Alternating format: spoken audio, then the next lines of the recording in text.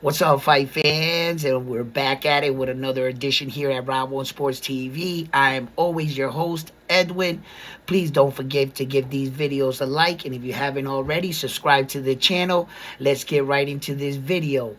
So, new allegations have surfaced on Nagoya Inoue, and my man BF thinks that he came up with a valid scenario that Nagoya Inoue in fact ducked an entire division by leaping over it at the 112, and that Nagoya Inoue ducked a lot of smoke. So that's his argument right there, and that he should have stopped and fought all those guys. Although I could have, you know, destroyed his whole argument in one sentence, right? The argument was much bigger, I felt. I knew already coming in the answer to his question, but I kind of had to get him to see my point so that I could kind of kill this narrative, right? But kill it in a way by, explanation, rather than killing it in an entirety and leaving the thought in fans' minds. So I took that approach, right? So first, his argument is that Nagoya Inoue jumped past the weight division and that he ducked all the smoke because at the time, those kind of fighters, Chocolatito, all of them were there, right? Okay. Now, the way I could destroy his entire argument, I guess I'll get to that in a second, right? First, let me break down what he's saying. What he's actually saying, right? Okay, this is why I had to debate him, because this is what this means, okay?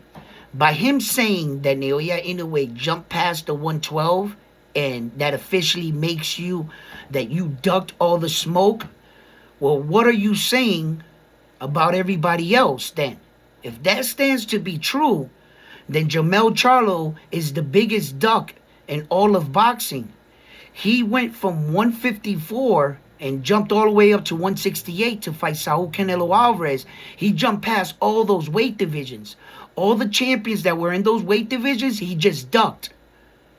Same thing Nagoya Inoue did. He jumped from one division and fought a champion, just like Jermell Charlo. What he's saying right now, if Terrence Crawford fights Saul Canelo Alvarez, every division he passed, he ducked all those dudes, which will qualify him for the biggest duck in history. So just because a man makes a decision to jump up from one weight division to the next and jump over it, that doesn't make you a duck to anyone. So the answer to his question, the way I could have just really in one sentence diminished all credibility of what he was saying, by the rules. Just the rules in boxing. Check it out. You can't be held by a division you never entered. Had Nagoya Inoue entered the division, then left, then he ducks the smoke. If you never entered the division, you can never be held against those champions. You never had business with them, you never entered their division, you can't be considered ducking them. If you were in the division with them and you left the division without fighting them, now you have an argument for a duck. But the rules state he doesn't get credit for that division because he bypassed it.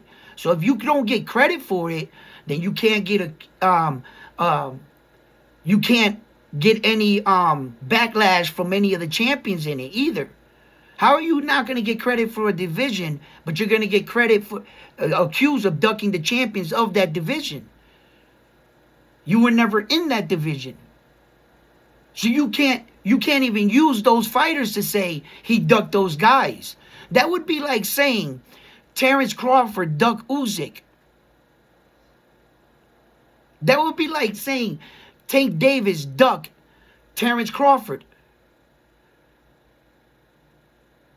Just say any fighter. Just pick anyone out. They're not in the same division. Whether you go over it or he's in the 5 divisions ahead of you.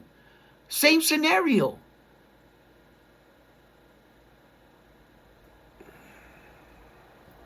I don't understand it. So that's why, like, but I had to fight the point because if in some fans' mind he's right, you're giving them ammo to turn around and say, well, when this guy made a weight jump and he went over these guys, or according to you, you just ducked everybody in that division. There's no double standards in this equation. You can't turn around and use one scenario for one guy and then for the other guy say, no, it doesn't work here.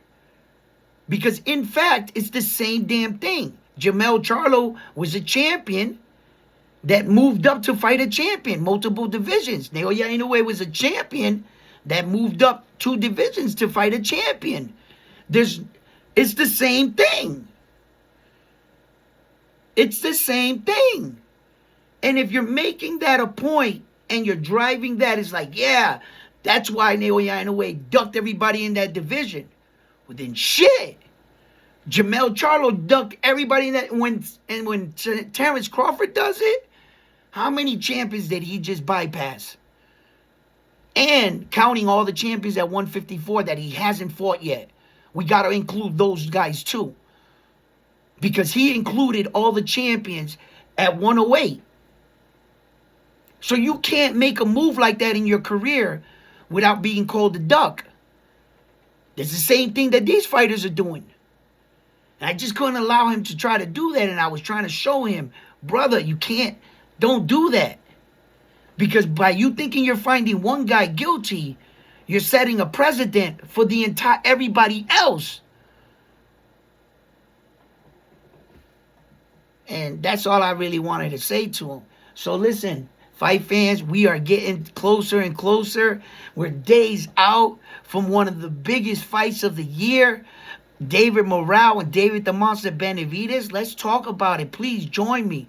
We'll be breaking down some of this Nagoya Inoue stuff, but also let's break down this David Morale card.